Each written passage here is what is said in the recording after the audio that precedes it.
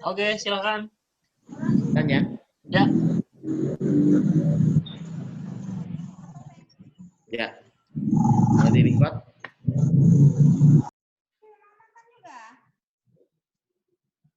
Ya.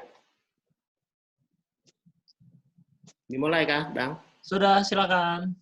Oke. Nah, jadi kalau kita lihat ya, komposisi ya, dilihat dari slide yang ini ya, 10% human, 90% itu bakteri. Jadi sebenarnya sisi kemanusiaannya kita itu aslinya cuma Bakteri. 10%. Wih. 90% itu bakteri. Jadi kalau misalnya Ya ada Allah, ya Allah. ada istrinya misalnya ngomong, kamu tuh kok seperti orang asing ya, kamu tuh kok asing banget ya. Jangan salahkan. Memang dirinya kalian itu 90% tuh alien. 10%. Jadi diterima aja ya kalau dikatakan begitu, enggak usah baperan. Oh, memang kamu kurang asing kok, ya toh? Nah, itu. Nggak baper kalau udah baca BOB kayaknya Pak Dwi. Nah, itu. Jadi kira-kira informasi ini terpukul enggak? Enggak. Enggak ya, untung ya. Dari sisi manusiamu cuma 10%, 90%-nya tuh alien. Welcome to the alien. Nah, welcome to the alien. Nah, ini kan ada sisi kiri, ya. Sisi kiri ini, wah, aku punya mouse nggak muncul.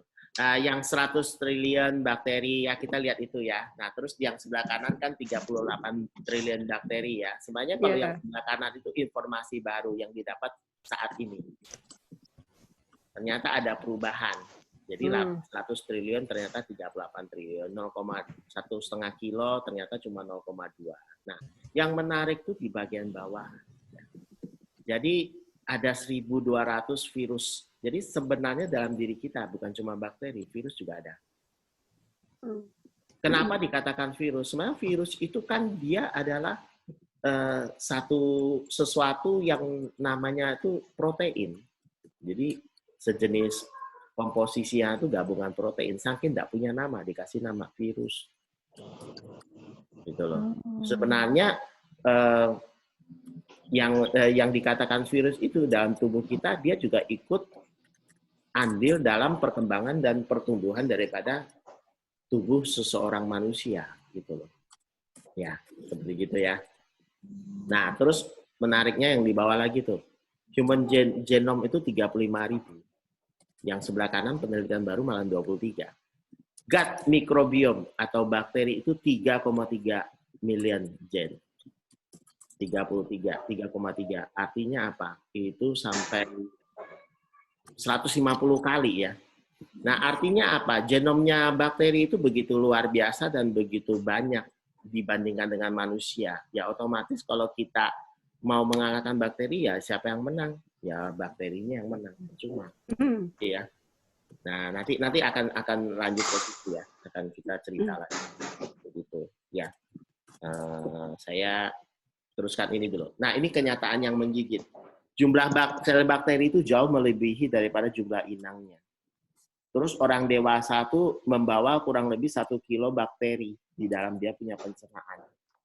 Terus sampai usia 70 tahun kita sudah mengeluarkan seberat 12 ekor gajah loh itu bakteri. Luar biasa kan? Dan 50%-nya itu mengandung bakteri. Terus setiap manusia mempunyai koloni bakteri lebih dari total jumlah manusia di dunia. Biasa ya.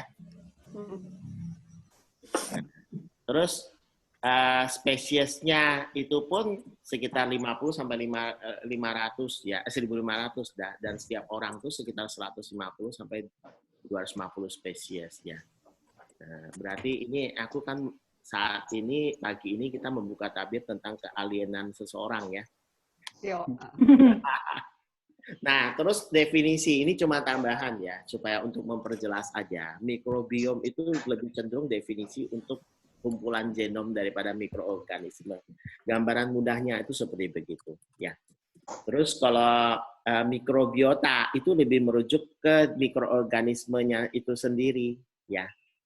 Nah, nanti ini kan ada rekamannya, nanti bisa dibaca ulang ya. Ini saya cuma menambahkan satu definisi ya, supaya kita bisa lebih membedakan antara istilah-istilah yang satu dengan istilah lain.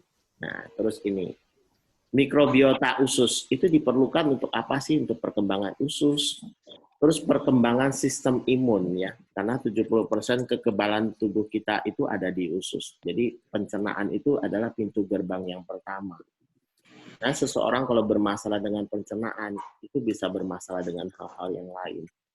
Contoh misalnya, saya punya pasien, dia itu sangat ketat dalam hal diet. Jadi makan itu pun dia kalau beli ya dia mesti ke satu depot atau restoran yang dia kenal dengan tukang masak. Terus nanti dia kasih aturan untuk masakan yang dia minta. Nggak boleh pakai ini, nggak boleh pakai itu dan sebagainya. Dan ternyata waktu dicek hasil lab, dia punya kadar kolesterol tinggi, dia punya asam urat tinggi, dia punya trigliserid tinggi. Kenapa itu terjadi? Karena dia bermasalah dengan pencernaannya dia. Jadi dia ada gangguan lambung, ya istilahnya kita mah dan sebagainya. Dan itu sebenarnya adalah hal yang sangat utama ya, karena dengan kacaunya kita punya pintu pencernaan, otomatis sesuatu yang kita makan itu pun kacau balau. Dia punya proses pencernaan dan proses penyerapannya, dan itu bisa terjadi seperti itu. Nah, terus waktu dia nanya dengan saya ya, saya tuh sudah jaga makan dan sebagainya, kok masih seperti begini, dia bilang. Kok kadar level daripada kolesterol, asam urat, trigliserid itu kok jelek, dia bilang begitu, ya kan? Jadi jawaban saya itu waktu itu sama dia cuma gini, karena diri kamu tidak bisa kurang lebih. Kenapa? Ya, nggak bisa kurang lebih itu seperti gini loh. Misalnya kalau dia pagi misalnya dia pagi nggak sengaja suaminya beli makanan tertentu terus dia salah makan, dia bisa seharian dia ngomong itu salah makan itu sampai malam. Ya kan, jadi makanya saya bilang karena diri kamu nggak bisa kurang lebih. Salah ya sudah, aku bilang sudah terlanjur makan. Terus kamu mau ribut kemana? Saya bilang gitu. Nah, Ini yang ketawa nih. Ya, bilang karena kamu nggak bisa kurang lebih. Kayak gitu. Nah, nggak pernah ngelihat aja ada yang kayak gitu emang. Makanya Mbak Mulia bilang gitu, aku jadi geli. Berantem. Jadi inget dia. Suaminya sampai grebek kena dia. Iya bener kayak gitu. Apalagi kalau beli bukan di tempat yang dia rekomen untuk beli. Nah, tambah kacau. Seharian ngomel nggak berhenti-berhenti Pak. Nah, itu. Terus lanjut ya, produk asam lemak pendek, kemudian resistensi kolonisasi. Itu maksudnya gini loh, mekanisme dia untuk melindungi diri dari serangan dari luar. Jadi sebenarnya kalau kita mau tahu ya, dalam diri kita itu tiap hari terjadi peperangan. Ya, sesuatu yang kita makan dan sebagainya kan pasti membawa sesuatu yang berbeda juga. Nah, otomatis ya terjadi peperangan dalam dirinya kita. Karena apa? Untuk mempertahankan kolonisasi ini salah satu. Ya, kita nggak tahu ya kalau di dalam negara, maksudnya kita cuma melihat orang lain antar negara berantem kanan kiri nggak selesai-selesai. Padahal kita di dalam diri ini juga perang saudara nggak habis-habis. Infinity War ya. Makanya kalau kita benar-benar istilahnya tuh masuk ke dalam diri kita ya, kita bisa lihat sesuatu itu bisa kita tenganga. Kita lihat itu karena tiba-tiba kok ada sesuatu nggak ada kepalanya dan sebenarnya bisa jalan, terus bisa keluar neurotransmitter dan sebagainya. Ya kita bisa asik loh, kayak Alice in Wonderland loh kalau seperti itu. Kayak avatar. Ya, kayak avatar, betul. Dalam diri kita ini banyak avatar. Nah, aku bilang, benar, kamu susah-susah cari pengetahuan di luar, cari sesuatu di luar dalam diri kita nih. Nah, banyak hal misteri kok yang kita nggak tahu. Memang benar. Ya kan?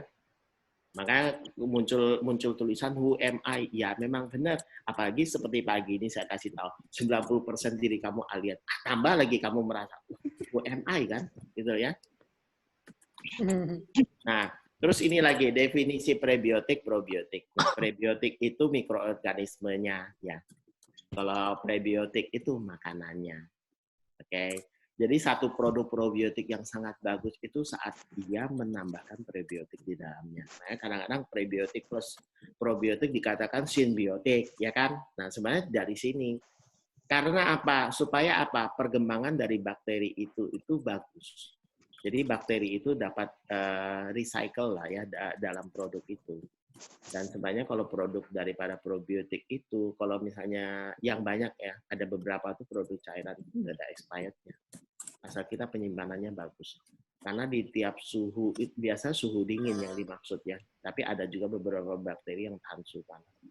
Nah, karena kalau suhu dingin itu supaya bakteri ini dia tetap berkembang gitu loh. Ya, dan waktu digunakan itu dia selalu siap untuk kita gunakan. Seperti itu. Oke. Lanjut ya. Nah, seperti produk ini ya. Ini kan saya juga taruh di kulkas ini. Kalau ini agak manis ya. Karena dia memang kasih gula. Jadi itu dicampur di gula. Kecuali ini. Ini produk ini dipakai untuk strongman. Strong ini. Kalau pakai jadi strong. Kalau ada yang nggak strong, pakai yang gini. Nah, lanjut. Nah, ini sejarah probiotik dan perjalanan panjangnya. Jadi sebenarnya 7.000 tahun sebelum Masehi itu sudah digunakan ya. Nah, sudah digunakan produk daripada probiotik itu. Nah, ini sebentar saya mau sedikit bacakan. Jadi sejak zaman 7.000 sebelum Masehi. Nah, itu ada satu produk namanya itu kefir. Kefir nanti kita dengar ceritanya Bu Sita ya. Cara buat dan sebagainya. Ini saya cuma garis besarnya aja. Jadi bakteri yang tergantung dari kefir itu apa. Nah, ini saya mau cerita tentang kumis dulu. Kumis ini adalah satu produk yang banyak dipakai oleh orang Turki dan orang Mongol. Jadi dia difermentasi dari susu kuda betina. Kuda loh. Bukan dari produk yang lain kayak sapi dan sebagainya itu enggak. Karena ternyata kandungan daripada kuda betina itu dia punya kandungan itu sangat berbeda. Dan dia kalau tidak salah kandungan dia punya sejenis glukosanya itu cukup tinggi. Nah, mereka difermentasikan jadilah produk kumis itu. Nah, kalau kefir itu sendiri dia itu kalau kefir itu dia nanti kita lihat cara bikinnya dari Bu Sita ya. Aku cuma mau kasih tahu bakterinya. Jadi kalau kefir itu dia karena asam dia mengandung Lactobacillus lactis namanya. Kemudian juga Lactobacillus guerci dan vulgaris. Itu yang terdapat di kefir ya. Terus kefir ini walaupun dia sama-sama menggunakan susu daripada sapi ya, tapi dia berbeda ya dengan yogurt ya. Dia berbeda ya. Iya. Ini kefir. Terus, nah kemudian lanjutannya itu ini Louis Pasteur 1857. Louis Pasteur kita kan tahu ya produk pasteurisasi itu ya produk sterilisasi daripada beberapa produk makanannya. Nah jadi Louis Pasteur ini memang kerjanya suka meneliti sesuatu untuk dalam hal sterilisasi ya. Kemudian Joseph Lister ini dia berhasil mengisolasi asam laktat itu dan dia menemukan namanya Lactobacillus. Terus Hendry ini Bifidobacterium. Jadi dua bakteri ini yang awal itu yang banyak digunakan dari hasil penemuan itu dan dikatakan bahwa mereka mendapatkan satu gambaran bahwa beberapa bakteri itu ternyata berguna dan bagus dan sangat dapat digunakan untuk meningkatkan taraf hidup ya. Jadi Ellie McKinnon ini melakukan satu proses penelitian itu. Nah, kemudian tonggak itu sendiri mulai berkembang dan luas ya waktu Minoru Shirota ini. Makanya dia punya bakteri itu LKCI strain Shirota. Karena namanya Shirota itu. Jadi strain-nya itu dia kasih nama Shirota karena dia yang menemukan. Dan akhirnya ya produk ini kan jalan ya. Kalau di Jawa sana sering nggak ya ibu-ibu bawa geredekan kecil itu jual Yakult? Ada nggak ya? Kalau di Jakarta banyak. Nah, di sini juga ada beberapa. Saya minum 2, ya kan? Itu kan sehari minum 2, minum 3. Nah, cuman sayangnya produk ini dia punya bakteri itu terbatas. Ya LKC Shirota strain itu toh gitu loh. Cuma kita lebih bagus saat ini itu minum produk yang dia punya kandungan bakteri itu banyak seperti Lactobe itu salah satu. Jangan cuma satu strain aja, itu kurang. Dan kalau dari Terio Higa yang bukunya ini, nah dia bagusnya gini, dia membuat satu produk tuh namanya microcircle. Jadi profesor ini antik, dia itu berhasil membuat satu ekosistem kecil ya, di mana bakteri itu dia bisa jadi carikan padanannya. Jadi bakterinya itu cowok cewek seperti gitu loh. Nah, dengan membentuk satu microcircle itu dalam tubuhnya manusia itu sendiri yang memproduksi yang mengkonsumsi produk ini, bakteri patogen itu dikendalikan. Jadi sistemnya daripada Terio Higa itu probiotik yang kita pakai itu akan mengendalikan bakteri patogen yang ada di dalam tubuh kita, bukan dibunuh, tapi dikendalikan. Itu caranya dia. Oke. Kemudian 1953 itu mulai dikenalkan istilah probiotik ya. Nah, 1990 mulai banyak paper dan sebagainya, dan penelitian mulai banyak ini. Tahun 2017 1243 penelitian. Nah, oke. Nah, ini kalau kita lihat ini gini. Jadi first wave, second wave dengan third wave. Jadi gelombang pertama, kedua, dan ketiga. Di posisi waktu pertama kali gelombang pertama itu probiotik masih digunakan hanya untuk makanan. Hanya makanan. Namun gelombang kedua sudah mulai ada suplemen ya. Jadi sudah mulai digunakan di suplemen. Sebentar, ini saya anu dulu ya. Biar jelas ya. Nah, suplemen mulai digunakan, terus KPS itu, nah sudah kemudian supaya itu dapat digunakan sebagai suplemen, mereka kemudian melakukan satu proses penambahan standarisasi. Ya standarisasinya itu salah satu itu GRAS itu General Regard as safe. Jadi artinya secara umum tuh dianggap aman. Kemudian QPS itu artinya Qualified Presumption of Safety. Artinya itu menjamin masalah keamanan jika dikonsumsi. Jadi mereka sudah mulai menambahkan beberapa standarisasi supaya produk itu dapat digunakan lebih jauh. Jadi selain makanan juga digunakan sebagai suplemen. Nah, kemudian gelombang yang ketiga ini kita di posisi transisi nih sekarang nih. Karena apa? Produk ini mulai digunakan dalam bidang pengobatan. Beberapa penyakit tertentu tuh mulai menggunakan produk probiotik ini. Jadi, nah ini yang menarik ini FMT.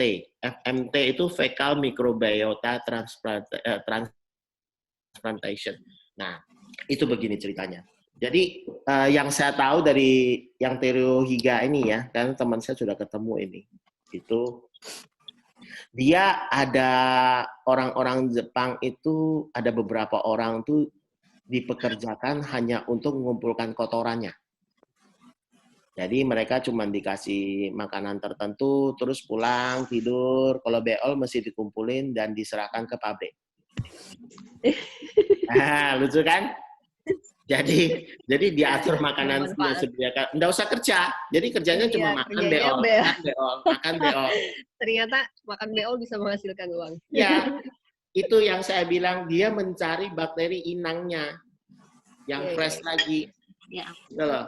Nah, mulai sekarang kalau ketemu kotoran jangan dulu ya, itu probiotik loh. Probiotik loh, ya kan? Saya malahan dapat produk itu yang digunakan untuk diabetes itu, dia kalau kita buka tuh baunya nggak enak bakterinya. Kurang kerjaan itu. Tempo hari saya juga ngambil, saya coba saya tapi saking ingin tahu ya. Nah, jadi sampai mereka melakukan seperti begitu karena dia bilang itu bakteri itu nggak bisa kamu gunakan terus-menerus, cuma berapa kali pengembangbiakan sudah harus mencari yang baru lagi, mencari yang baru lagi. Bibit bakteri ya. Seperti begitu ceritanya, ya kan? Itu ya. Jadi kalau ada yang memang males nggak mau bikin apa-apa, udah ke Jepang aja sudah. Ini jadi kerja yang begini aja, makan tidur beol, makan tidur beol.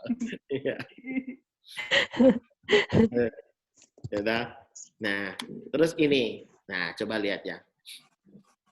Grafik ini gampang lihatnya. Lihat di sebelah kiri, sisi kiri. Dalam kurun waktu 50 tahun ya. Jadi dalam kurun waktu 50 tahun itu penyakit hepatitis, terus penyakit demam rematik, TBC ya, mumps itu gondongan ya, gondongan. Kalau measles itu campak. Jadi ternyata dalam kurun waktu 50 tahun berbagai macam penyakit yang disebabkan oleh infeksi bakteri terjadi penurunan yang sangat drastis.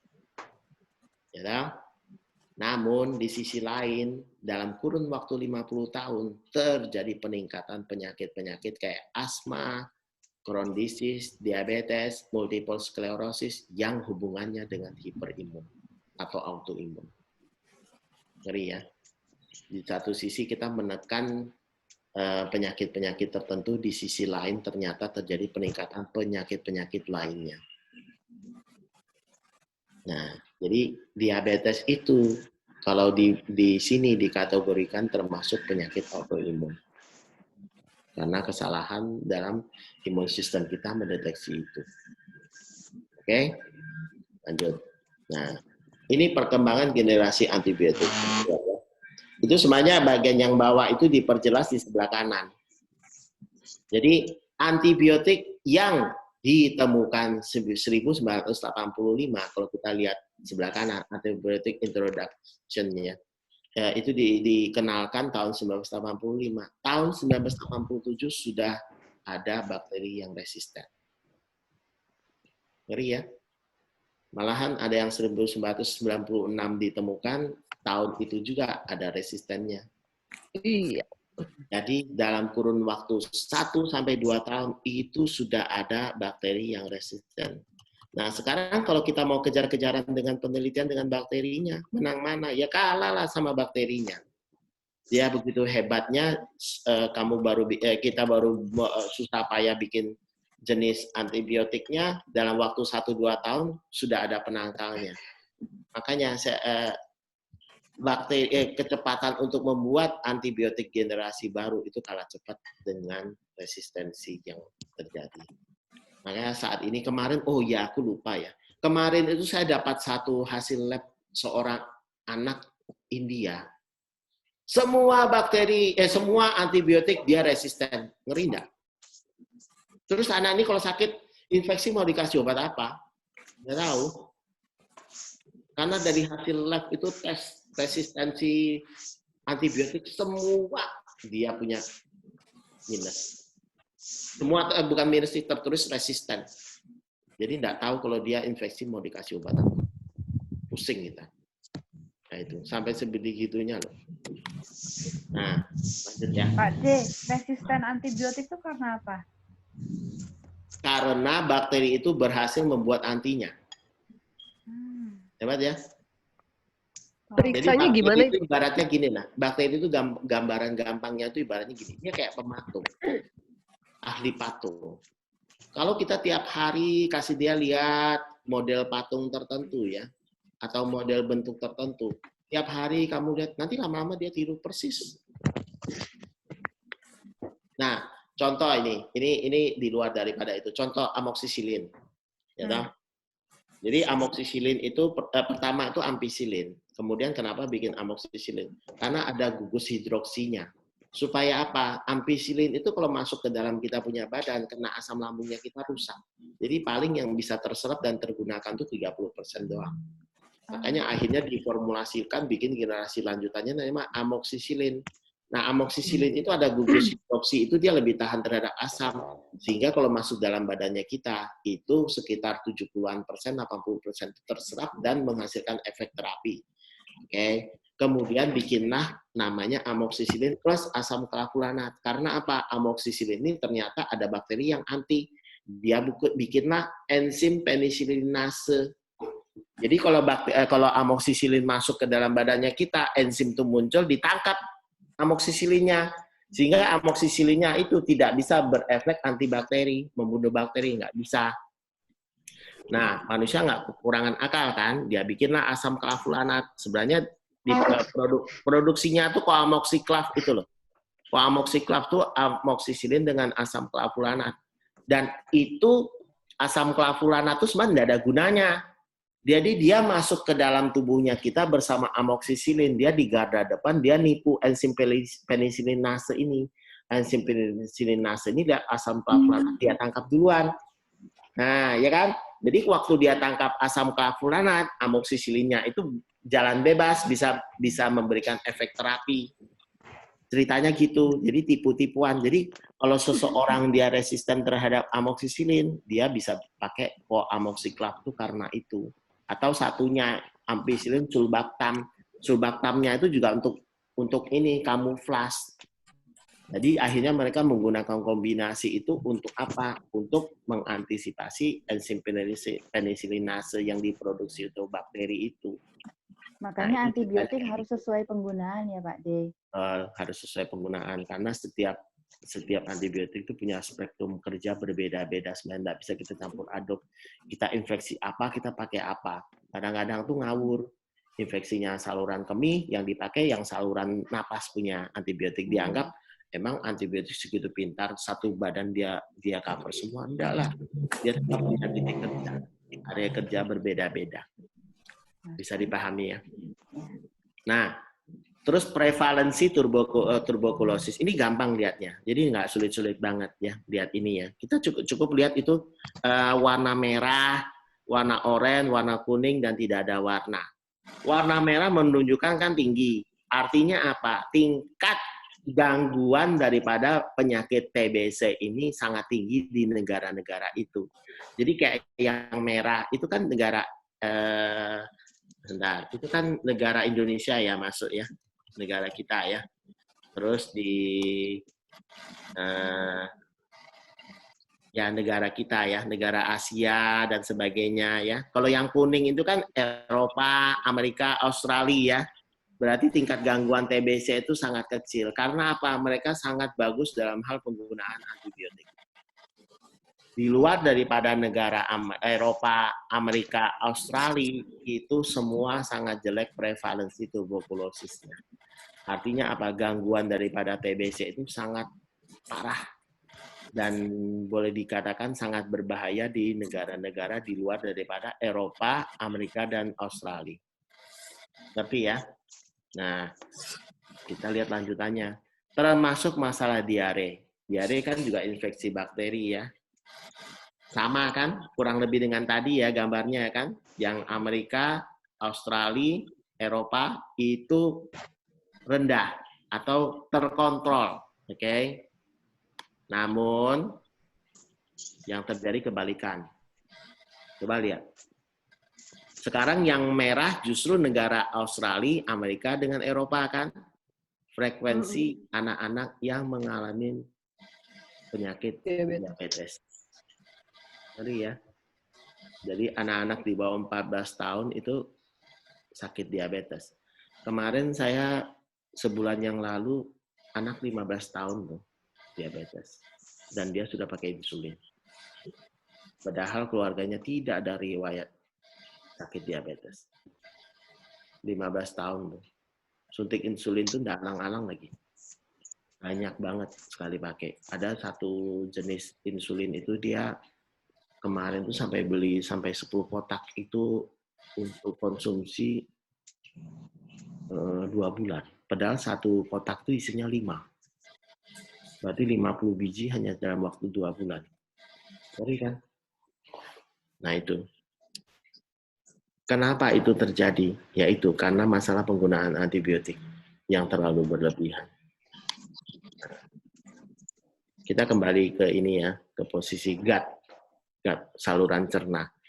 Saluran cerna itu 60-70% imun sel itu ada di situ. 100.000 million neuron, bakterinya itu 100 triliun dengan permukaan 300 meter persegi. Jadi pencernaan kita itu adalah satu bagian organ yang sangat-sangat penting dan itu sangat mempengaruhi kesehatan seseorang. Jadi kalau orang itu masalah dengan pencernaan, masalah dengan kesehatan jadinya. Ya. Oke. Ini terlepas daripada bentuk-bentuk daripada bagian pencernaan ya. Jadi bukan berarti kalau orang itu perutnya gede atau perutnya kecil, terus pencernaannya itu kalau perut gede pencernaannya enggak baik atau perut kecil pencernaannya bagus. Enggak kayak gitu ya. Supaya kalau yang perutnya gede ya nggak apa-apa lah. Karena saya juga one pack kok, one big pack, bukan six pack. Oke, terus ini ternyata banyak banget majalah-majalah atau dan sebagainya yang menceritakan tentang ini, tentang probiotik ya, kalau kita bilang ya, bakteri baik ya. Terus hubungannya dengan obesitas dan sebagainya itu juga ada hubungan dengan bakteri juga. Ya.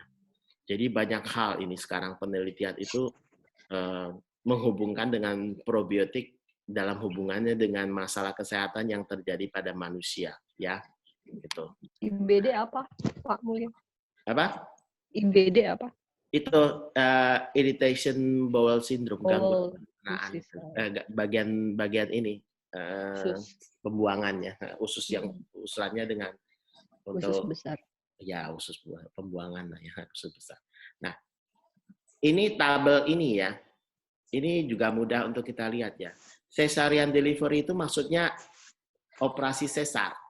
Jadi sebenarnya tabel ini menunjukkan seseorang yang dilahirkan secara sesar dengan normal itu berbeda jumlah bakterinya.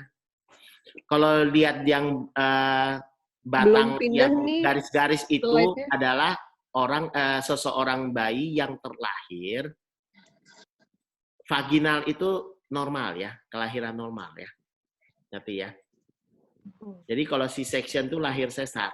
Jadi semuanya tabel ini untuk menggambarkan seorang bayi yang dilahirkan secara sesar dengan normal, perbedaannya di situ. Coba lihat kalau grafik yang bergaris itu adalah yang normal. Kalau yang putih itu yang sebelah kanannya itu yang sesar. Jumlah bakterinya berbeda. Jadi kolonisasi daripada bifidobakteria itu tidak sama. Jadi yang lahir sesar itu sangat rendah. Padahal jumlah bakteri ini sangat mempengaruhi tingkat kesehatan seorang anak. Terlihat ya grafiknya ya, domblang kan? Ya. Pahamnya? Kalau kita coba lihat yang 0 sampai 3 itu. 0 sebelah kirinya kan 0 tuh. Umurnya 0 nih. Ya kan? Terus dia kan 85 ya. Nah, di posisi 85, sedangkan sebelah kanannya kurang dari 40. Nah, itu loh perbandingannya. Ngerti ya? Iya. Nah, jadi sebenarnya ini menunjukkan perbandingan jumlah bakteri dengan strain tertentu di posisi dia terlahir normal dengan operasi sesar. Perbedaannya di situ. Jadi kanan kiri itu. Bisa dimengerti lihatnya. Bisa. Yang paling kanan itu sampai hampir sama itu usia 180 tahun, apa gimana? 180 hari. Hari kali. Jadi di posisi dia menceritakan begini, bayi yang terlahir melalui sesar, dia perlu waktu sekitar 6 bulan baru dia bisa mencapai seperti anak yang normal, bayi normal. Perlu 6 bulan. Ya, cukup berat ya, cukup lama ya. Nah, ini mungkin dengan asumsi susu ASI atau bebas nutrisi yang masuk? Ini ya salah satu ASI ya. Nanti kita ada cerita tentang ASI juga, perbedaannya. Salah satu ASI. Karena ASI itu mengandung komposisi prebiotik. Nah, ASI itu kenapa ASI, Mak? ASI itu kita nggak bisa menyamakan dengan susu formula, salah satu adanya itu. Susu formula nggak ada itu. ASI itu nggak apa-apa, kita lompat sedikit ya. Ntar aku lihat dulu namanya. Ini oligosakarida HMO. Jadi namanya human milk oligosakarida. Mungkin karena namanya human ya. Gitu ya. Kalau namanya bukan human mungkin beda ya. Kebetulan tulisannya human. Jadi otomatis cuma human yang punya itu. Oh, iya. Gitu. Human milk oligosakarida namanya. Itu tidak dipunyai oleh hewan. Ya kebetulan namanya human ya. Human ya manusia ya. Manusia. Hewan punya. Nah, namun ya, kemarin aku ketemu satu profesor dari Jepang. Jadi dia kerja di satu pabrik susu formula. Jadi mereka sekarang Seru nih, seru. menggunakan bakteri, dia masukkan ke dalam susu formula dan dia berusaha untuk menciptakan susu formula yang mirip dengan susunya manusia. Jadi itu sangat membantu untuk ibu-ibu yang air susunya nggak cukup. Padahal belum bagi ke bapaknya loh. Ternyata sudah nggak cukup. Dibagi ke bapaknya kan tambah nggak cukup toh. Aduh, gimana nih Pak De solusinya Pak De? Solusinya nggak berani aku kasih solusi. Masa cari yang berarti aku dimarahin loh. Lanjut ya. Oke. Nah, ini ternyata ini lihatnya gampang.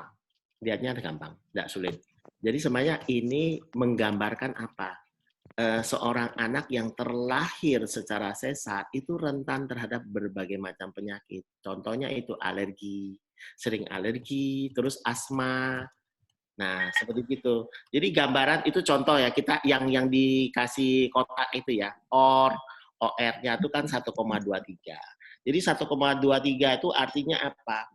Seorang anak yang terlahir secara sesar itu dia punya 23% tingkat kerentanannya mengalami alergi. Maksudnya kayak gitu. Jadi 1,23 itu kita lihat 23-nya. Jadi 23% persentase daripada anak ini kemungkinan mengalami alergi. Nah, itu loh. Ya, jadi lihatnya tuh gampangnya seperti gitu. Nggak sulit-sulit banget kan. Jadi tendensi dia mengalami alergi itu 23%. Ya. Oke, lanjut ya. Nah, ini cuman jurnal ya, jurnal penelitian dari reaksi alergi, gangguan alergi dari seorang anak yang terlahir secara sesar. Nah, ini komposisi tadi yang saya ngomong. Human milk oligosakarida. Ya. Itu HMO ya. Ini yang di manusia punya yang tidak terdapat di produk susu formula. Nah, ini bakteri daripada manusia ini cuma beberapa jurnal penelitian lah ya untuk kita bisa tahu. Nah, terus ini komposisi daripada bakteri yang ditaruh di dalam susu formula. Jadi mereka naruh ini. Jadi kayak Bifido, Escherichia coli, ya, itu. Oke. Nah, ini kan otomatis kalau misalnya itu di dalam susu formula, mereka lebih cenderung maunya kan bakteri baik, yaitu Bifidobacterium. Nah, di breast milk coba lihat, Bifidobacteriumnya kan tinggi, sedangkan E. coli dan Bacteroides-nya kan lebih rendah. Ya. Berbeda kan komposisinya. Nah, terus ini. Tabel ini sebenarnya menggambarkan seorang, kita hitung bayi ya, kalau di bawah setahun ya, itu di bawah setahun dikasih antibiotik. Yang terjadi pada bayi ini, itu apa? Dia akan mengalami gangguan obesitas. Itu salah satu gangguannya. Kalau kita sebelum setahun kita kasih bakteri. Makanya seorang anak balita ya, apalagi di bawah setahun, usahakan kalau dia sakit jangan dikasih antibiotik. Karena ini. Karena antibiotik itu dia main hajar aja.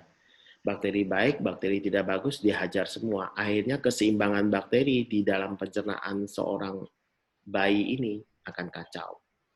akhirnya menimbulkan masalah beberapa penyakit ini. Ini obesitas salah satu ya. Yang kedua asma, nih, ya alergi. Terus ini IBD itu, ya irritation bowel syndrome, ya, bowel disease ya, IBD. Terus ini gangguan pencernaan ya itu ya, masuk gangguan pencernaan. Kemudian nih kondisi itu masuk ini ya, autoimun ya. Nah, terus, nah, sebentar. Aku mundurin dulu. Nah, sampai di sini ada pertanyaan? Yang Ya, jelas ya. Jadi penggunaan antibiotik kita perlu hati-hati. Ya, jadi usahakan untuk kalau punya anak itu jangan sembarangan sampai di bawah setahun itu dikasih antibiotik. Terus kenapa seseorang tuh diusahakan lahir normal? Nah itu. Nah padahal kalau misalnya aslinya kita ini kan secara alamiahnya lahir normal itu kan sebenarnya tidak sulit-sulit banget. Jadi kalau misalnya saya pernah ya, gurunya anak saya tuh saya hipno, jadi hypnobirthing.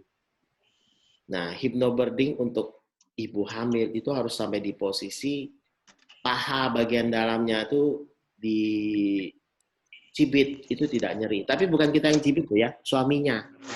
Jangan kita yang cibit, bahaya di urusannya panjang.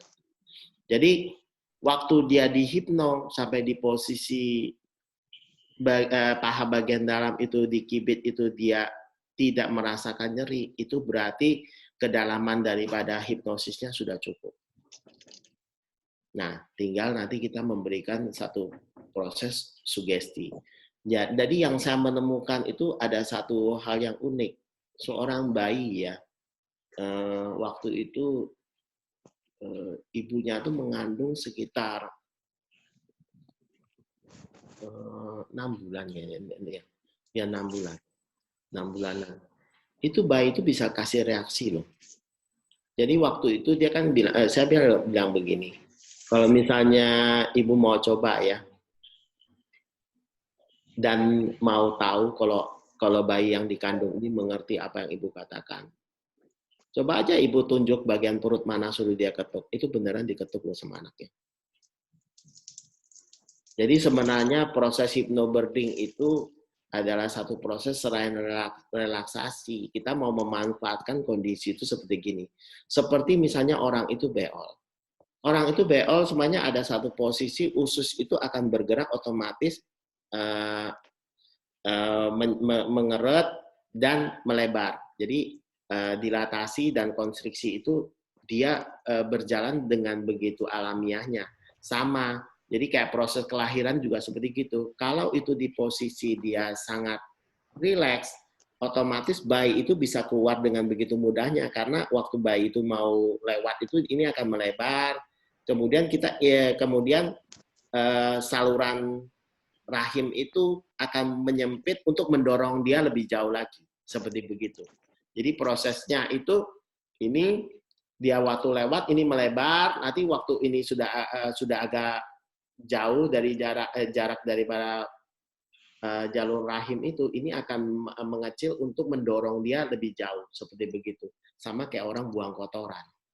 Nah, itu satu.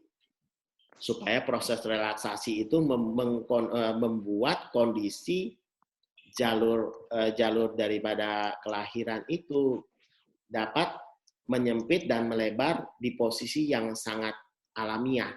Sehingga proses mengeluarkan bayi dari dalam perut itu akan lebih mudah tercapai. Yang pertama.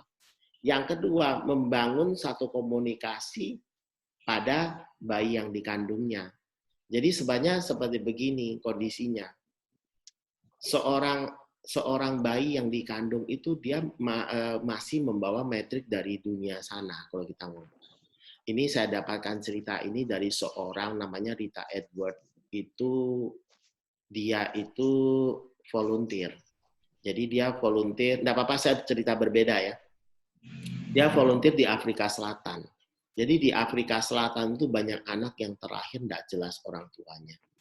Sehingga anak-anak ini liar di jalanan, bahkan liar di tempat-tempat tertentu, dia ambil, dia kumpulin. Terus dia menciptakan satu metode namanya bonding. Jadi Rita Edward itu aslinya orang Inggris, jadi dia mendapat keilmuan ini dari seorang dokter namanya Dokter Carla. Jadi setelah suaminya itu meninggal, rupanya dia itu dapat satu kemampuan khusus ya. Jadi dia bisa tiba-tiba mata ketiganya itu terbuka, jadi dia bisa berhubungan dengan sesuatu yang menurut kita barang halus lah ya. Nah, jadi dari bisikan-bisikan tertentu itu akhirnya dia mengembangkan teknik ini namanya metode ini ya, namanya metode bonding. Jadi anak-anak Afrika yang kacau balau itu, yang tidak terurus itu dia kumpulin dalam satu panti, terus dia ajarin beberapa orang-orang volunteer yang bersama dengan dia itu untuk melakukan bonding pada anak-anak ini. Bonding itu sebenarnya maksudnya apa? Bonding itu maksudnya untuk memberitahu pada bayi itu bahwa kamu itu sekarang hidup di dunia. Jadi metrik dari dunia sana itu jangan kau bawa lagi ke sini. Jadi artinya ubahlah metrikmu menjadi metrik yang ada di dunia. Nah, itu salah satu. Terus yang kedua itu sebenarnya untuk melakukan satu proses penyamaan frekuensi antara seorang anak dengan pengasuhnya. Supaya terjalin satu komunikasi nonverbal. Nah, jadi ternyata metode itu sebenarnya sederhana. Jadi metode itu melibatkan namanya humming. Pernah dengar enggak ya metode itu ya? Metode bonding, pernah dengar? Enggak. Tahu nggak? Pernah dengar. Bonding ibu dan anak pernah dengar. Saya kasih tahu ya. Satu, posisi bonding gitu ya. Kalau misalnya tuh sudah terlanjur lahir nih. Jadi anak itu dipangku oleh ibunya. Dipangku di posisi gini. Kita duduk ya, dia di depannya kita. Jadi punggung dengan kita punya dada nempel. Punggungnya anak dengan dada nempel. Yang pertama. Yang kedua, tangannya kita ini memegang tangannya dia. Terus ditempelkan di dada kirinya. Ngerti ya? Itu tempelan yang kedua. Paham? Paham. Terus yang ketiga, ini dagunya kita. Kalau dia masih kecil, kita tempelkan di ubun-ubunnya anak. Jadi kita kan di posisi belakangnya dia nih, pas di ubun-ubunnya. Tapi kalau dia tinggi, agak besar, berarti kita tempelkan di dia punya ini. Apa? Bahu. Nah, tiga tempelan itu terjadi, kemudian kita lakukan humming. Supaya ini bergetar. Lakukan itu terus sekitar 10 menitan, kalau bisa 10 menit. Kadang-kadang kalau untuk anak berkebutuhan khusus, dia pasti lari. Biarin. Atau anak normal pun bisa begitu, dia nggak tahan, dia lari. Lakukan terus sampai di posisi kita bisa dapat sekitar 10 menitan, dia diam. Itu nyambung langsung. Jadi mangkunya itu dia yang nempel dada kita, terus punggung dia, Nah, dada kita dengan punggungnya dia kan nempel kan, kayak kita peluk gini kan, dia kan di depan kayak kereta api gitu. Nah, ya kan, dia duduknya sama, jadi dia menghadap ke sana, dengan kita sama, posisinya sama dengan kita. Iya. Bukan berarti berhadapan-hadapan, enggak. Dipangku. Oh ya, sering saya itu. Terus tangannya kita memegang tangan tangannya kanan. dia. Pegang bahu kiri. Kita memegang tangan kanannya dia, tapi tangannya dia di dalamnya, di bagian dalam, terus tempelkan di dada kirinya. Dada kirinya ya? Dada kirinya dia. Ini kan? Ini kan dua kan? Tempel dada kirinya. Jadi tangannya dia yang di dalam. Nah, ini tangannya dia. Tangan kanannya. Ngerti ya? Iya. Nah, oke, yang ketiga, kita punya dagu ini. Nempel di ubun-ubunnya dia, atau nempel di bahunya. Diginikan. Nah, terus kita humming. Ini bergetar. Getaran ini akan masuk ke dalam tubuhnya dia. Ya. Nah, Jadi anak-anak di Afrika itu terselamatkan karena Rita Edward. Yang terjadi ya, seorang anak yang kita lakukan bonding, itu dia akan dekat dengan kita. Itu pasti sudah. Kalau bondingnya tepat, dia akan nyari. Nah, saya kemarin juga ajarin metode ini ke sekolah, salah satu sekolah di sini untuk anak playgroup dan TK. Karena sering ternyata anak ini mengalami satu proses tantrum tuh karena orang tua. Malahan saya dapat berita satu begini, anaknya umur 3 tahun itu tidak mau masuk kelas dan teriak-teriak nangis tidak karu-karuan. Kemudian sama bundanya, sama guru di sana itu ditangkap terus dilakukan bonding. Setelah itu anak itu minta ke WC, itu keluar kotorannya sangat bau dan warnanya kacau-kacau sampai hijau-hijau begitu. Terus keluar dari WC itu ya, dia cerita, ibu dan bapaknya tuh suka berantem dan sumpah serapah tiap hari di rumah. Dan rupanya anak ini menyerap itu. Dan akhirnya orang tuanya dipanggil. Anak itu ya, sejak dilakukan bonding itu, tiap hari dia ke sekolah, dia cari bundanya. Selalu dia harus ketemu bundanya dulu, baru dia mau masuk kelas. Sampai seperti gitunya loh. Malahan saya punya teman satu ya, ini kebetulan dia juga sama-sama saya belajar waktu itu. Jadi dia itu kan lihat anak temannya itu, temannya punya istri, itu orangnya agak dingin. Gitu loh, agak nggak terlalu gimana dengan anaknya. Jadi dia lihat anak temannya itu dia kasihan. Anak temannya itu diem, kurang aktif gitu ya. Terus sama dia dibonding. Tahu nggak yang terjadi? Itu anak temannya itu cari dia terus. Sampai satu hari dia nggak enak kan, karena dia merasa ini bukan orang tuanya, tapi anak ini kok cari dia terus. Apalagi yang temannya ini cowok, dianya kan cewek, ya toh. Akhirnya satu hari dia putuskan bondingnya. Tahu nggak yang terjadi? Besoknya yang temannya dia tuh cerita, kemarin malam teman anak saya tuh jatuh dari ranjang. Sampai dia kaget, dia ngerasa nggak enak hati. Padahal apa? Karena dia lakukan itu. Supaya apa? Supaya anak tuh nggak cari dia terus. Itu loh dampaknya kayak gitu. Oh. Ya, makanya bonding ini tidak disarankan untuk orang lagi pacaran kasmaran. Ya kalau memang benar-benar nikah. Kalau enggak, kantil loh itu. Ya. Wah, kalau orang jahat itu repot ya Pak De. Ya, makanya. Salah gunakan ya, gendam lah. Ini kalau ada yang melakukan urusan tanggung jawab masing-masing loh ya, bukan salah saya. Jadi coba ini, Pak. Jadi coba Pak Mulia. Jangan bawa-bawa nama saya. Berarti nggak ada batasan usia ya Pak? Enggak. Sama pasangan pun harus ya Pak De? Nah, gimana, Bang? Sama pasangan. Sama pasangan. Ya, sama pasangan bagus itu. Sangat bagus. Dan sebenarnya ada cara lain. Lain kali kalau ketemu saya aja. Mantap. Jadi bonding itu, saya punya caranya Rita Edward, saya punya caranya Svetlana Mas Gustova. Saya punya 2 cara. Nah, kalau Mas Gustova tuh enggak kayak gitu. Dia pakai cara kayak model pemijatan gitu. Tapi dia khusus. Ada caranya. Bonding. Dan bonding itu memang penting. Karena apa? Apalagi kalau seorang anak dia punya verbal sangat tidak bagus, kadang-kadang orang tua ini kan merasa terganggu. Karena dia sebenarnya tidak mengerti anak ini punya komunikasi, gitu loh. Ya. Jadi yang paling penting itu bukan berbicara loh. Berbahasa yang penting. Karena bahasa itu tidak selalu verbal, bisa non-verbal. Jadi kadang-kadang kalau seorang anak tidak bisa bicara, kita ini salah kaprah. Karena kita selalu mendrill dia supaya bisa bicara. Padahal yang penting itu bukan berbicara, berbahasa. Karena berbahasa itu adalah jalur komunikasinya anak itu. Nanti lain kali kita cerita tentang anak ABK ya. Iya. Berarti itu bisa buat terapi wicara ya Pak ya? Benar. Nah, terapi wicara kita jangan titik beratkan kepada dia punya suara yang muncul. Berbicara. Jangan. Ya. Tapi dia bisa komunikasi dulu yang penting.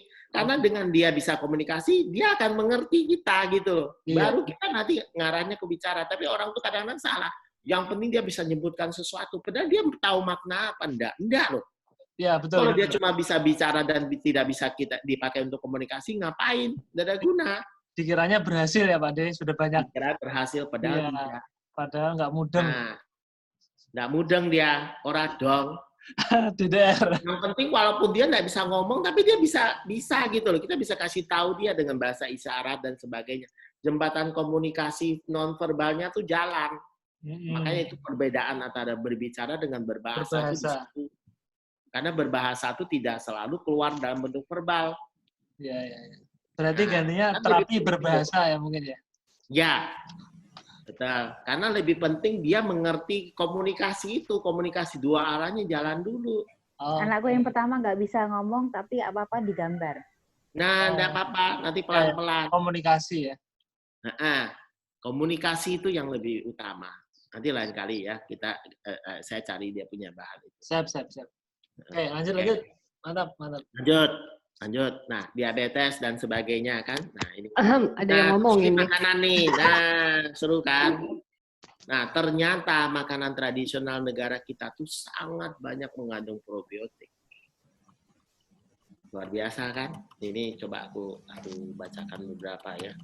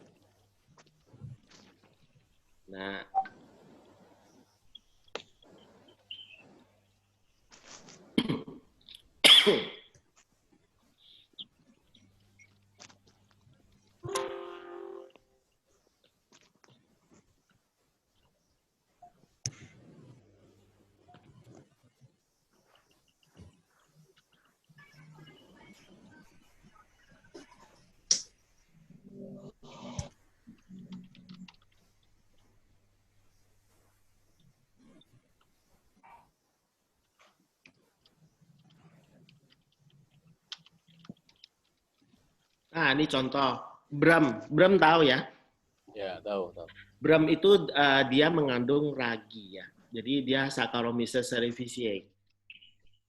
Kemudian ada namanya dadi. Dadi itu banyak mengandung lactobacillus. Kalau tidak salah yang sebelah kiri atas ini namanya dadi ya. Nah, itu mengandung lactobacillus, streptococcus, leuconostoc dan lactococcus ya. Terus dangke. Dangke itu makanan dari daerah Sulawesi ya. Dari Sulawesi itu dari susu kerbau dia. Kalau dangke. Dangke itu dari susu kerbau. Jadi dangke itu banyak mengandung vitamin A, vitamin B2 ya, bagus untuk pertumbuhan, terus protein ya. Terus lamea. Lamea itu kayaknya yang lanjutannya ini deh. Ini bisa dicek juga kok di website banyak di lamea. Lamea itu berasal dari Bengkulu ya. Terus oncom suku Sunda ya, suka pakai itu ya. Oncom itu dia mengandung neurospora ya. Kemudian wadi. Wadi itu makanan dari ini suku Dayak. Nah, wadi yang paling bawah ya. Nah, terus mandai. Mandai itu ada yang tahu ini ya? Cempedak. Pernah tahu enggak buah cempedak? Tahu. Nah, itu kulitnya itu seperti nangka. Nah, itu kulitnya itu terus dikasih garam dan sebagainya, difermentasi itu jadi yang sebelah kiri itu mandai. Oh. Nah, itu nanti digoreng. Oh. Jadi ada beberapa orang tuh malah dia bilang aku lebih milih mandai ini daripada daging ayam. Lucu ya. Ya. Jadi dia agak asin-asin begitu gitu loh. Agak kalau biasanya mereka goreng sampai kriuk. Jadi kayak setengah-setengah kayak kerupuk gitu. Gitu. Enak itu mandai. Terus pakasam, terus tape, ya, tempoyak, ya. Nah, jadi ternyata beberapa makanan tradisional, terutama yang fermentasi, ya. Jadi setiap makanan yang melalui proses fermentasi itu pasti ada bakteri. Nah, jadi proses-proses makanan ini yang melalui proses fermentasi ini itu salah satu sumber dari yang dapat kita gunakan sebagai pemenuhan bakteri baik atau probiotik dalam tubuhnya kita. Selain kita menggunakan produk yang sudah jadi. Ini pilihannya. Jadi selama ini beberapa mereka yang menggunakan produk ini, ternyata mereka punya kesehatan pencernaan itu bagus. Itu karena itu. Dari bakteri seperti ini. Oke. Nah, kita sekarang masuk ke yang penelitian ya. Jadi saya ketemu dengan namanya Koen Venema. Koen Venema ini profesor dari Maastricht University Belanda. Saya ketemu langsung dengan beliau. Jadi dia meneliti probiotik ini digunakan untuk masalah ADHD autism. Nah ini contoh ya videonya. Lihat ya, aku setel ya. Ini soalnya saya langsung shoot. Nah, sebelah kiri itu control rate itu berarti tikus yang normal. Sedangkan sebelah kanan itu tikus yang autis.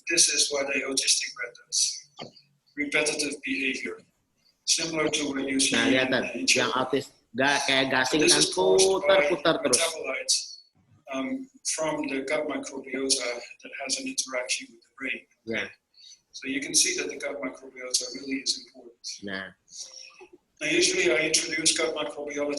Nah, jadi kalau kita mau membedakan, enggak apa-apa saya cerita aja ini ya. Kalau kita mau membedakan seorang anak yang ADHD atau autis dari gerakannya. Seorang anak autis, gerakannya itu aja, tidak variatif. Tapi seorang anak ADHD itu pasti variatif. Tidak satu gerakan. Walaupun mereka dua-dua sama sukar berkomunikasi dengan orang lain loh ya. Tapi yang membedakan antara autis dengan ADHD itu yang paling gampang dilihat dari itu. Kalau gerakannya itu aja ya, itu pasti autis. Kalau variatif itu pasti ADHD. Dan ADHD itu banyak yang gifted, pinter banget. Terus perbedaan yang lain lagi, anak ADHD tidak akan IQ-nya jongkok. Tapi anak autis banyak yang jongkok IQ-nya. Ya, gambaran gampang ya untuk membedakan dua itu ya. Dan itu sering mereka sukar membedakan. Dan kalau yang itu tadi, apa? Yang 1000 muka itu termasuk apa? Down syndrome. Oh, Down syndrome. Down syndrome itu ini kalau Down syndrome itu kita nggak bisa masukkan ke autis maupun ADHD, itu gangguannya berbeda lagi ya. Intelektual.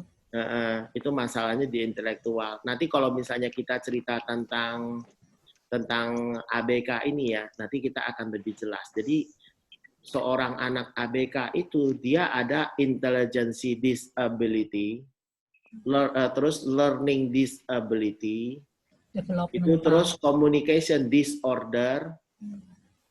Nah, itu. Jadi terus autistic spectrum disorder. Jadi ada beberapa. Jadi learning disability itu juga termasuk gangguan yang bisa dikategorikan berkebutuhan khusus. Karena banyak orang ternyata mereka bermasalah dalam hal belajar. Nanti itu ada bahasan sendiri. Ya, ini sementara saya kasih gambarannya itu seperti itu. Sampai dilakukan breakdown pendetailan sampai seperti begitu. Untuk kita lebih jelas. Jadi sekarang itu begini, kalau kita misalnya melakukan satu proses penetapan diagnosis seorang anak ABK, misalnya dia ADHD, kita nggak bisa loh ngomong cuma ADHD begitu, itu terlalu luas. Jadi harus di breakdown gini, ADHD dengan ADHD disertai communication disorder, ADHD disertai intelligence disability. Jadi seperti gitu, sehingga jelas. Terus kalau misalnya contoh misalnya dia communication disorder, berarti kita perlu melakukan satu proses intervensi di mana kita mengaktifasi bagian-bagian daripada anak ini yang berhubungan dengan komunikasi. Seperti gitu. Jadi kita nggak pukul rata, hantam rata. Jadi ya, itu loh. Jadi penetapan diagnosis itu dari awal itu perlu jelas supaya kita tahu anak ini perlu diintervensi dengan cara yang mana. Karena apa? Seorang anak ADHD itu tidak bisa kita menggunakan cara yang sama untuk melakukan intervensi pada dia. Kalau kita tidak ada tunjangan hal-hal lain yang menjadikan masalah dari anak ini. Jadi satu anak ADHD dengan anak yang lain itu pasti tidak sama metode intervensinya. Makanya penegakan diagnosis itu sangat penting. Pak Mulya tampil. Review. Review.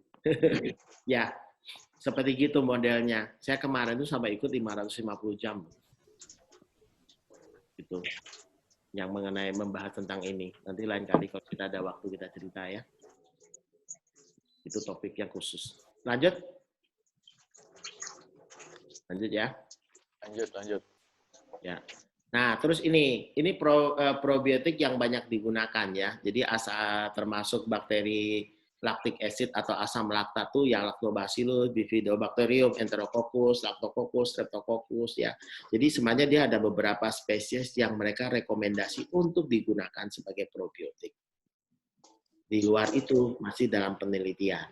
Dan masih tanda tanya ini boleh digunakan atau enggak. Makanya saya bilang, strain daripada probiotik itu perlu kita ketahui, jangan kita asal sembarangan pakai. Apalagi yang beredar di pasaran itu kan sering enggak jelas isinya apa. Ya, oke. Nah, terus ini lagi. Ini yang jadi pertimbangan untuk dipakai. Jadi yang kedua yang di atas itu Akkermansia muscipula. Itu salah satu bakteri yang dicurigai mempunyai hubungan dengan obesitas. Jadi ternyata keseimbangan bakteri Akkermansia ini kurang, itu akan menyebabkan permeabilitas daripada sel itu juga tidak bagus. Dan terjadi ketidakseimbangan dalam diri seseorang sehingga terjadi obesitas. Ini Akkermansia. Oke. Ini Akkermansia, sebentar. Aku kayaknya kehilangan dia punya. Sebentar, aku coba cari dulu ya. Akkermansia.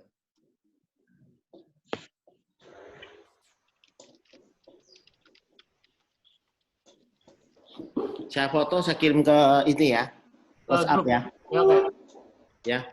Ya, Saya siap. foto itu. Yang ini Akkermansia ini ya, muscipula. Grup TEP aja ya.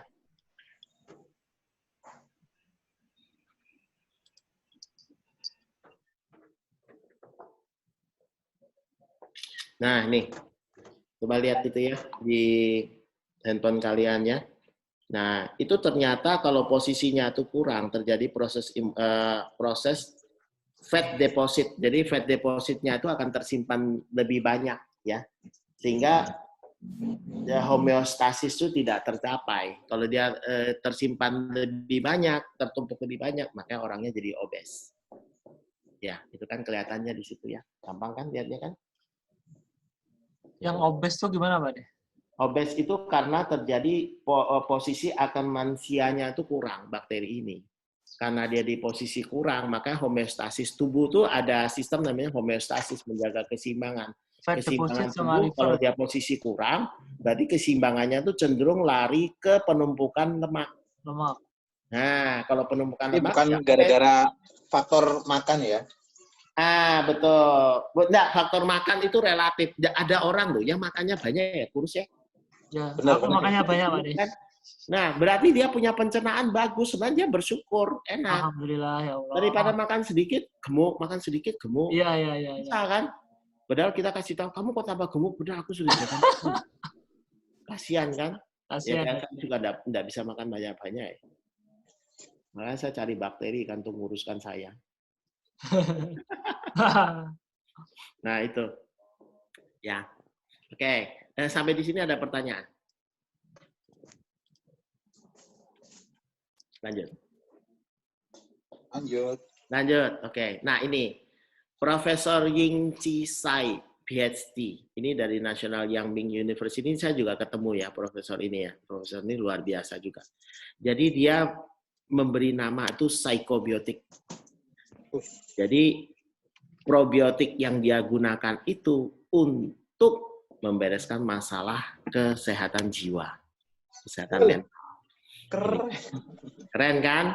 Nah, yaitu jadi kesehatan mental itu berdasarkan definisi WHO itu sebagai keadaan kesejahteraan di mana setiap individu menyadari potensinya sendiri, dapat mengatasi tekanan kehidupan yang normal, dapat bekerja secara produktif dan menghasilkan dan mampu memberikan kontribusi kepada komunitasnya.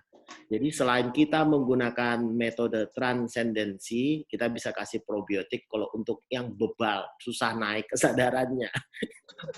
Aku kata aneh. Ya kan, iki kok orang naik-naik, wancet kayak ngene. Probiotik ae ben cepet 400-an, ya toh? Iya. Nah itu. Jadi kadang-kadang memang mengenai masalah manusia ini ya, baik dia masalah mental maupun masalah fisik, perlu kita pandang secara holistik. Jadi berbagai metode perlu untuk dikombinasi, untuk diterapkan. Gitu loh. Jadi contoh ini cuma contoh yang pernah saya lakukan.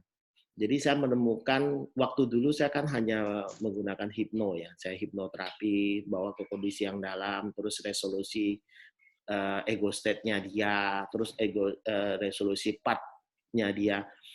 Nah, jadi penjelasan ego state itu adalah sesuatu yang terbentuk dari emosi. Kalau part itu adalah bagian-bagian dalam dirinya kita, organ tubuh dan sebagainya, itu part.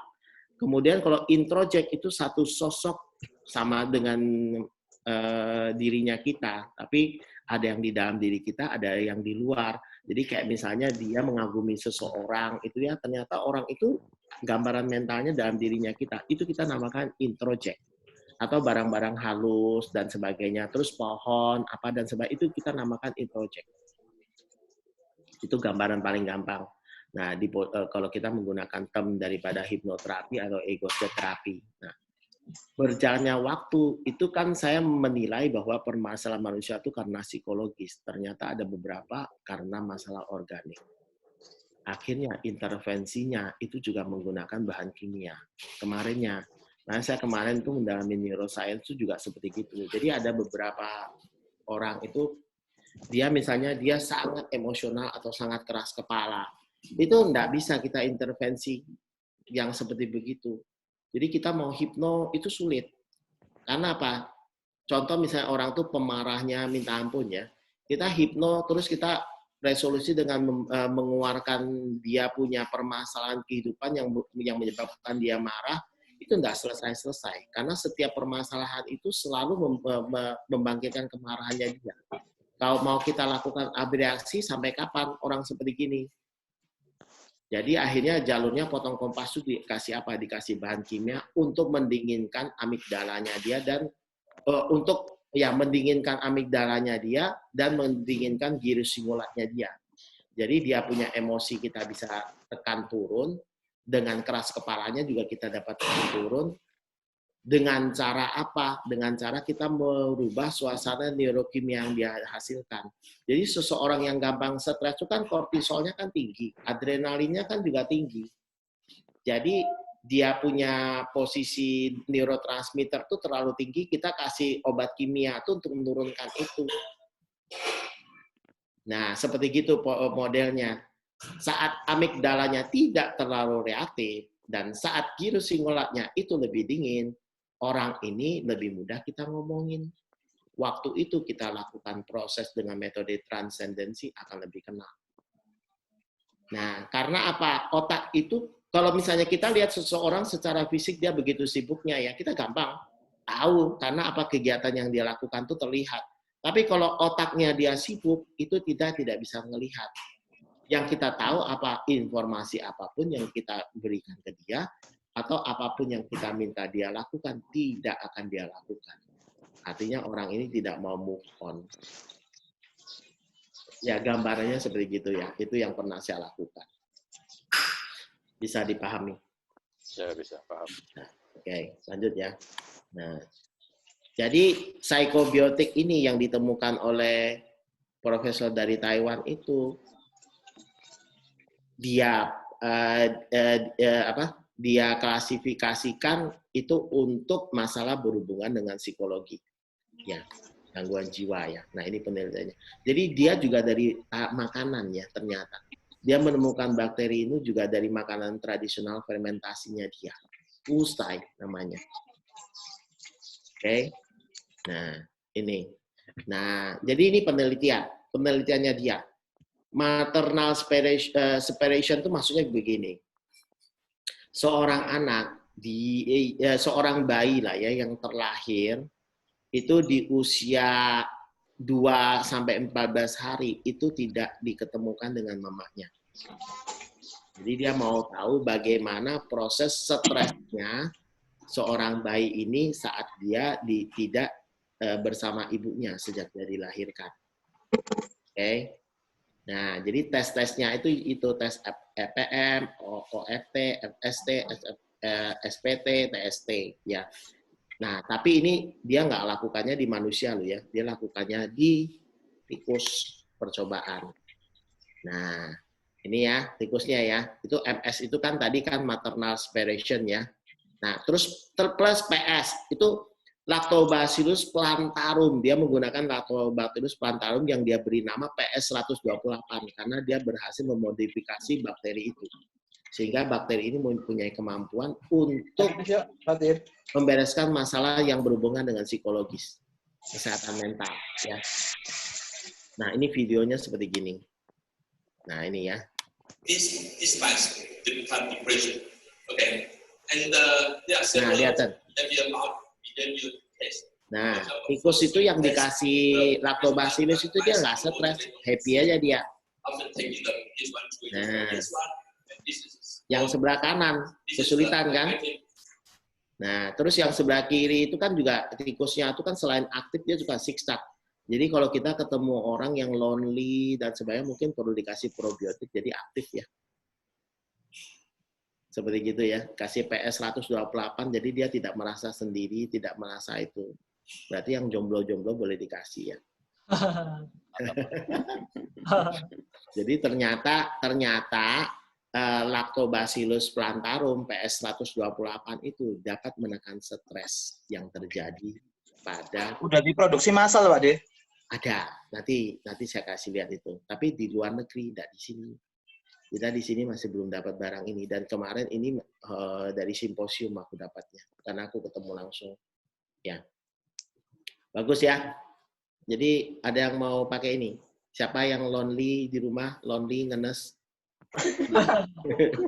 Kasih PS 128 supaya dia tidak inaktif, gitu. Kok anak kok. Nah, terus ini. Jadi sebenarnya tikus ini dia sama profesor ini dikasih penyakit Parkinson. Jadi tikus ini dikondisikan mengalami Parkinson. Jadi dia meneliti tikus ini yang MPTP itu tikus yang mengalami penyakit Parkinson itu. Terus yang kedua plus PS 128 dia menggunakan probiotiknya dia. Terus yang ketiga dia menggunakan levodopa. Jadi dia kasih obat kimia yang memang khusus untuk Parkinson. Nah, lihatan hasilnya ya. Nih. We have also do many behavior tests. I want to show you one. This is so-called narrow beam test. Nah, tes ya. Coba lihatan tikusnya itu yang jalan. Kalau yang kontrol itu yang normal. Bagus saja kan?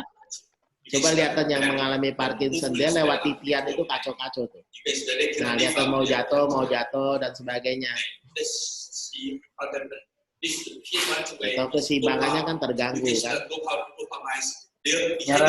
Cara nyuntikin Parkinsonnya gimana ya?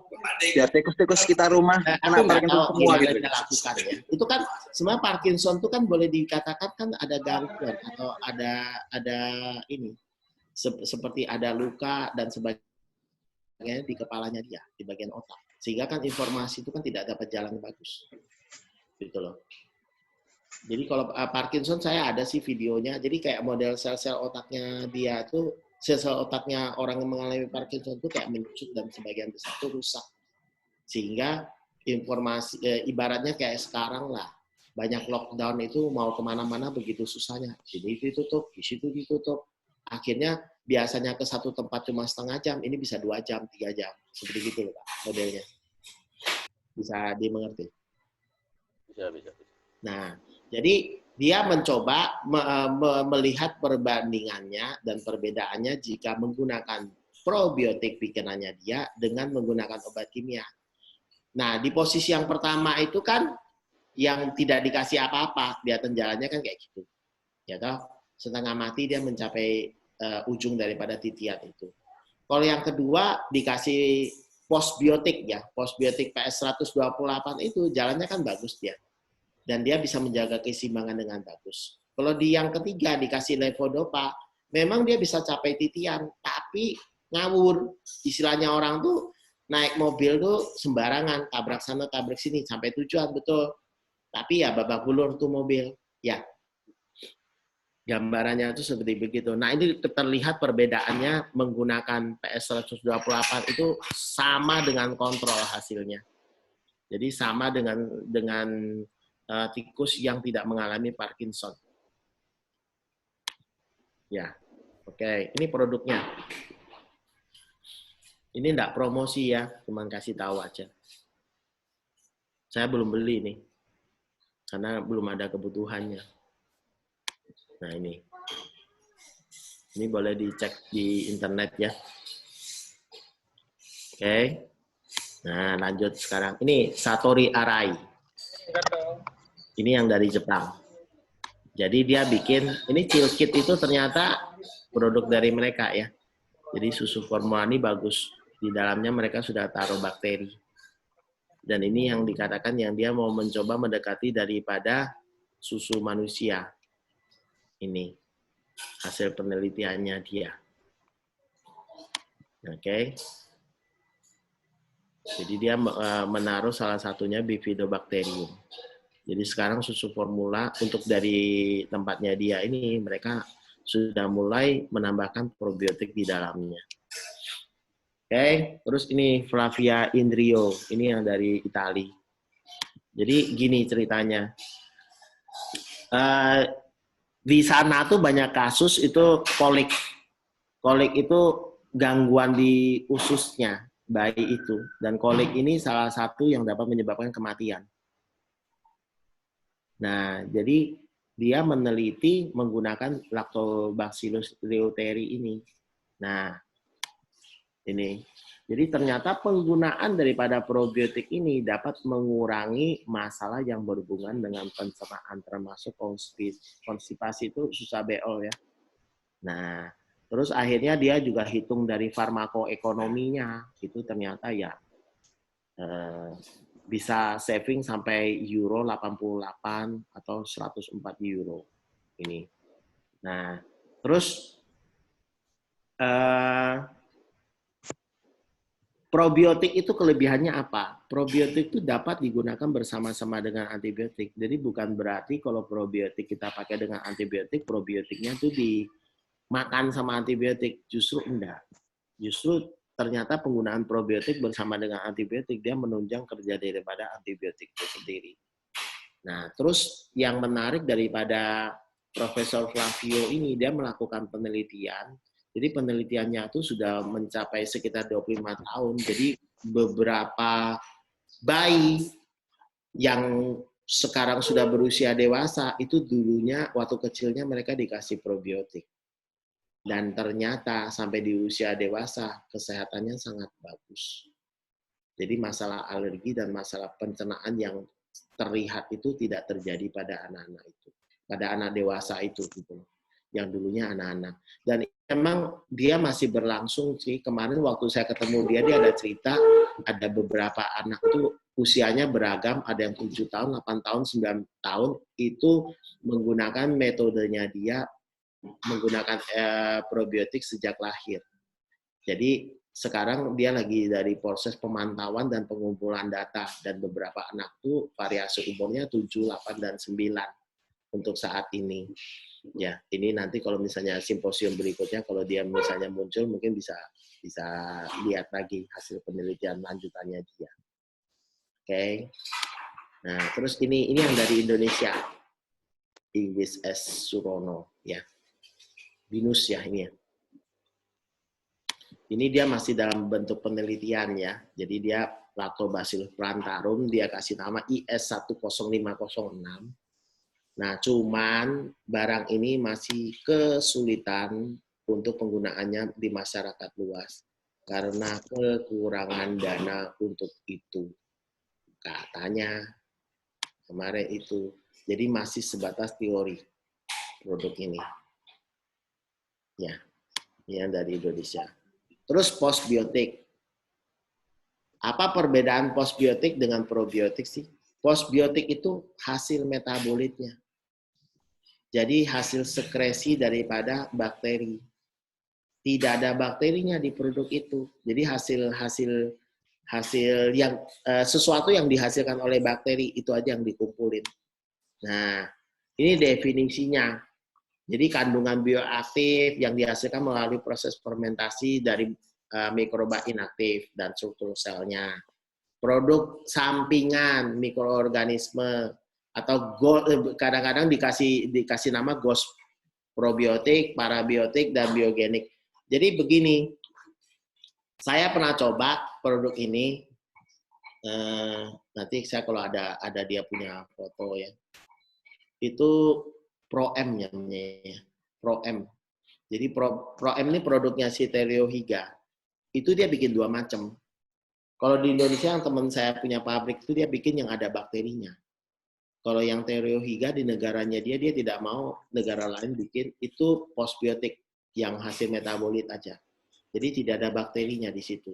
Karena beberapa komunitas itu mereka tidak mau minum sesuatu yang ada bakterinya. Jadi akhirnya dibuatlah satu produk yang memang tidak ada bakterinya di dalamnya, cuman isinya adalah hasil sampingan daripada bakteri itu. Namanya postbiotik. Nah, postbiotik itu, yang tadi itu Profesor Kun dia juga bikin. Nah, cuman aku masih tidak tahu dia punya produk ini sudah jadi atau enggak. Saya yang pernah pakai punya Terio Higa itu. Jadi satu botol itu ukuran 500 ml 1 juta harganya. Itu pun teman saya impor cuman bayar harga dasarnya. Saya tidak di-up sama sekali. Dia langsung bawa dari Jepang waktu itu. Bawa dari sana 1 dus 24. Saya waktu itu ngambil sekitar 3 botol dari dia. Karena memang saya mau coba kan. Jadi warnanya tuh bening gitu, seperti air biasa. Jadi ambil berapa mili itu terus diencerkan gitu ya. Nah, saya waktu itu juga coba. Jadi kadang-kadang saya produk-produk begini itu saya coba dulu, nanti saya lihat hasilnya kalau bagus baru saya kasih tahu orang. Jadi saya ini sudah nggak tahu nyoba obat nggak karu-karuan, produk nggak karu-karuan. Barangkali saya coba. Jadi macam-macam produk tuh saya coba, multi level punya dulu juga saya suka coba. Ya itu, karena apa? Karena kalau kita tidak mencoba ya lucu juga ya kita cerita sesuatu tanpa kita pernah coba ya. Mau nggak mau ya kita mesti mencoba. Nah, ini postbiotik ya. Jadi efeknya itu immunomodulating, antimikroba dan antiinflamasi. Ini penelitiannya dia. Ya toh. Nah, beberapa kelebihannya ini struktur kimianya itu jelas karena itu kan produk sampingan, otomatis kita bisa cek kan dia punya hasil akhirnya tuh rumus kimianya apa. Terus umur simpannya lama, dosis keamanannya, kemampuan penyerapan menguntungkan mana mengarah ke kapasitas tinggi untuk memberi sinyal berbagai macam organ dalam jaringan inangnya. Terus menghindari perlunya memberikan Nah, kalau maksudnya untuk beberapa orang itu kan dia ketakutan juga dikasih mikroorganisme gitu loh. Atau kalau kita tidak bisa memastikan strain bakteri itu juga cukup berbahaya juga gitu. Nah, kalau ini kan tidak ada bakterinya. Jadi tingkat bahaya pemberian mikroorganisme hidup itu ya lebih ditekan gitu loh. Terus kekhawatiran secara teoritis terkait dengan pemberian bakteri probiotik hidup, misalnya kembung lah, apalah, dan sebagainya. Nah, ada beberapa negara itu, sama ada beberapa orang itu mengkhawatirkan ini, sehingga bikinlah produk postbiotik ini. Nah, ini dari beberapa hasil studinya. Jadi immunomodulation, jadi banyak mengarah ke memperbaiki imun sistem seseorang ya. Jadi banyak mengarah ke itu. Terus anti-proliferatif, antioksidannya, anti-inflamasi. Jadi banyak penelitiannya tuh larinya ke situ. Anti-hipertensi juga ada tuh, anti-obesitas juga ada tuh, hepatoprotektor. Nah, jadi kegunaannya tuh banyak. Ini dia punya penelitian. Nah, beberapa jurnal penelitiannya ini nih. Imunoprotektif, jadi memproduksi imun, ya toh. Terus ya ini sama ini juga. Oke. Terus ini juga, nah beberapa penelitian. Nah, cuman kesimpulan yang kita dapat itu apa? Postbiotik itu kan memiliki efek pada kesehatan imun. Cuman memang definisinya itu masih belum jelas karena spektrum daripada penggunaan barang ini itu masih baru. Jadi boleh dibilang baru beberapa negara. Nah, yang Theriohigiani kemarin memang dia tidak muncul. Nah, padahal produknya ini kan sudah dipakai cukup luas. Nah, terus memang untuk probiotik ini, apalagi kan baru masuk ke fase gelombang yang ketiga, itu masih dalam proses setengah trial and error juga penggunaannya untuk masyarakat luas dalam hubungannya untuk masalah kesehatannya, pengobatannya. Nah, itu. Terus ini. Jadi ada kata-kata mutiara nih. In an increasingly complex world, sometimes old questions require new answers. Jadi kadang-kadang pertanyaan yang kemarin itu pertanyaan lama itu perlu jawaban yang baru. Jadi tidak bisa kita menjawab satu pertanyaan itu dengan jawaban yang sama. Kadang-kadang kita perlu untuk memberikan jawaban yang baru atau jawaban yang berbeda. Berbeda karena apa? Karena pengetahuan kita sudah bertambah. Jadi kita bisa menambahkan lagi jawaban pada pertanyaan yang lama itu. Nah, terus ini, ya, itu sorry ya, aku lupa ganti itu ya. Jadi artinya probiotik itu jadikan teman invisible-mu. Ya. Jadi jadikan teman invisible-mu, teman yang tidak kelihatan, kau perlu untuk merangkulnya bukan untuk dilawan. Ya, akhir kata seperti gitu.